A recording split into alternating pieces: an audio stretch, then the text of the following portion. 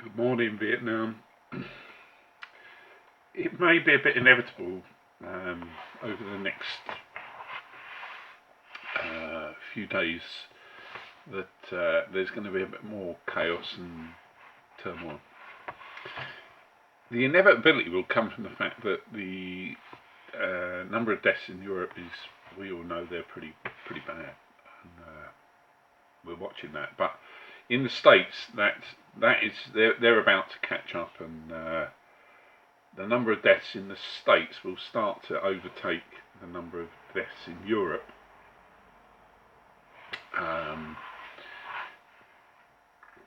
And there are reasons for that. It's a bloody big place, and there are lots of people over there.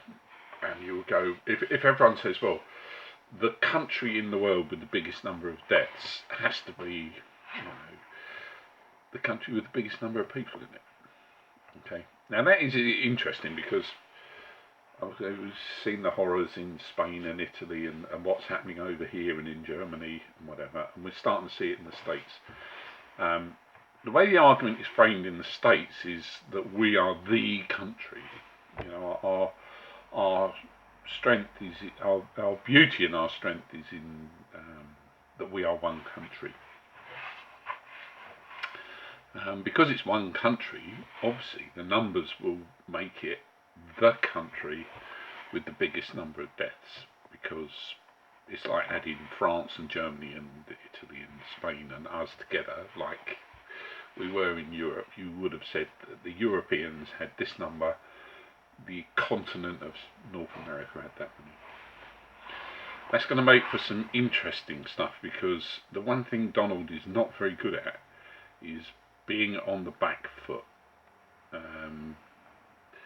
I have to watch these his presentations. I don't really quite know why. Maybe because somewhere in the back of my mind I'm just waiting for him to say the phrase, this nasty virus, this nasty virus. I watch him because I want to see where the world thinks they're going, or whatever, or America thinks it's going. And next week we'll see this start to happen. So the place, the biggest country with the most number of deaths will be America. And then the heat gets to be on Donald.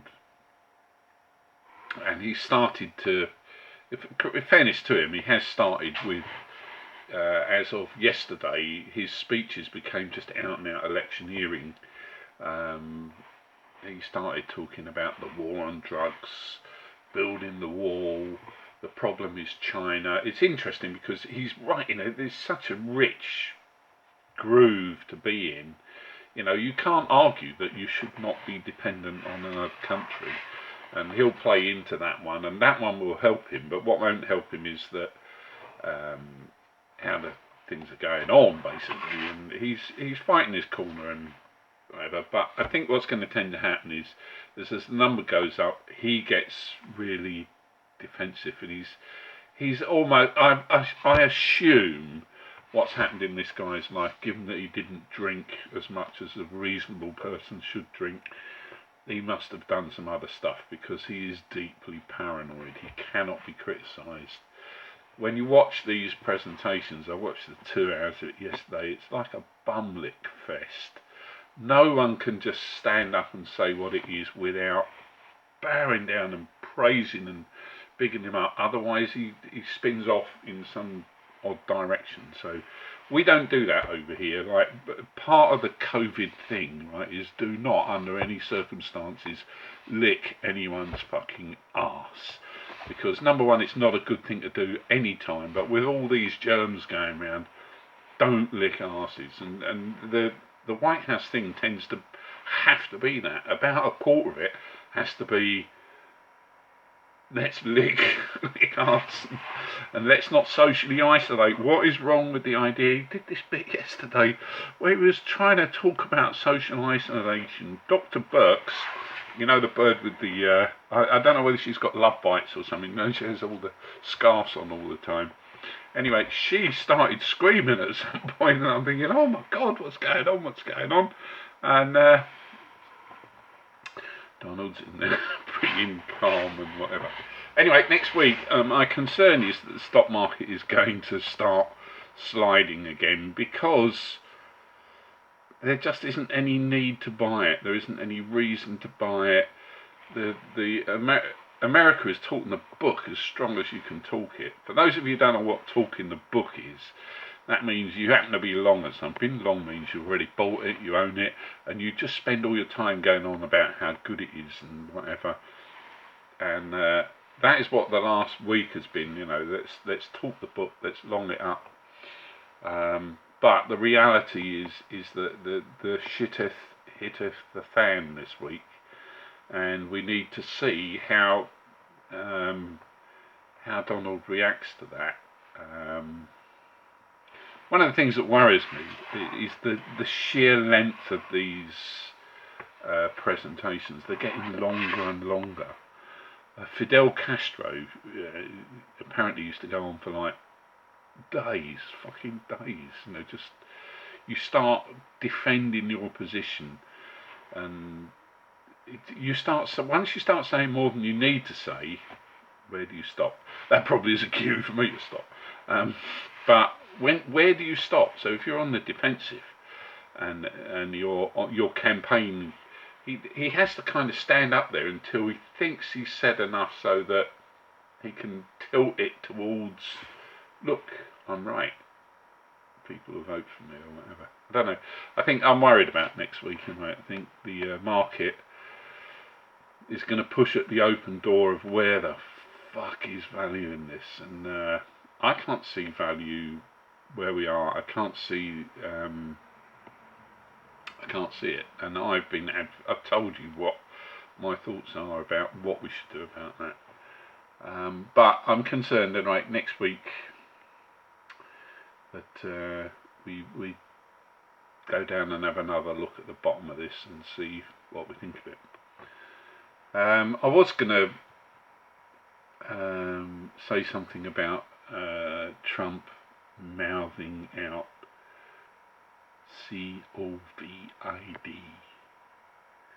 in yesterday's speech, but I think it was such a sick thing for someone to do. He was kind of trying to make a joke, but kind of underplaying things, and he's COVID 19, and he leant into the mic and did it. And I wonder if there is someone in the back room at the White House is having this sort of bad, sick Ottawan DISCO joke, and he spelled it out. COVID 19. COVID. It's going to become a very famous term. Think to yourself, am I really hearing this? Am I really hearing the President of the United States trying to make a joke or a witticism out of another word for coronavirus? Or has he just discovered that there isn't another word for it? Either one of these doesn't bode well. Right, I'm going to go. Let's hope we have fairly... I suppose one thing that will be good about the weekend is the markets will be shut. I figure to myself, if the solution to everything is it's already over and it's containable, my question is this, is why the fuck is the Shanghai Composite not performing? If you look at the Dow, I know, that I look at this week and I just say this, that if I look at all the stock markets over the last 4 or 5 years since Trump got in, 4 years, there's this move, America up, China down, and that's fair. I totally with this one. I think it's the same in Europe, it's the same in the UK, that we've allowed a lot of industry to go to China that we shouldn't have allowed. And there's a very simple way to do that, and you don't have to be a free market intervener or some wide-eyed capitalist believer in fuck knows what. You need just to say this: if in our country we have laws that say we as a society want people to have safe jobs. We want them only to work 40 hours a week. We want them to have holidays. We want them to have free national health. Right? That's what we want in this country. What we should do is say, well, we're not going to import from someone who doesn't have the same terms and conditions, because the difficulty with price is that your price, the price that you can produce, is undermined by the fact that you say, I will take anything you can make at any price, and I don't care about the fact that you haven't got freedom of speech, or you haven't got holidays or healthcare or whatever. If we just actually said there's nothing to be afraid of the concept of communism, i.e. that we all share in the benefit of things. I don't know if you've ever read Marx. What a fucking arsewipe that guy was. Talk about dreadfully written shite. But there's a notion in there roughly that he kind of missed, and that notion is there's more, and there's more joy, and there's more benefit if we share around what we got. And the way to do that, and this is where America will need to look at this, and they'll need to look at what they're doing in their own society, is this: say, we're a civilized society, we're a peaceful society, we think these things are a benefit for us to have. In order for us to be able to keep them, we cannot allow our markets to be supplied by people who don't adhere to the same standard. So that's a good thing that will come out of this. It's bad for China in that it does mean that eventually people are going to say, well, we're not going to let you have unfettered access unless you do what we're doing. So it's, in a sense, although the stock price comes down, for the people of China it's a good thing, because they need the same protections that we've got. Then everything levels itself up, and what tends to happen, or what will happen, is if you actually lived in a free market economy with free access and whatever, what would happen is that production would shift from China back to wherever it came from, because once you were competing on a level playing field, i.e. everyone shared the same social rights, shared the same social benefits, there is no cost that can be undermined just by simply shipping out production. So when I look at this, I'm looking at the future, and I think to myself, in the States, maybe the best thing that can come out of this is get into this Medicare thing, which is just an absolute disgrace to the country, an absolute disgrace. The notion that America is a great country is totally undermined by how it treats its own people. Nearly 10% of its population hasn't even got medical insurance, and even when you've got medical insurance, it's worth not what you think it is. So there's an area of hope. While Donald's talking about let's get things back or whatever, maybe the hope we should be looking for is that people will see that there are better ways of doing things, and that social justice can be improved, and that we can become a better society and a better place to live. On that note, I'll leave you. I have noticed I do need to do something about these eyebrows up here. Chin chin, guys. Chin chin, guys.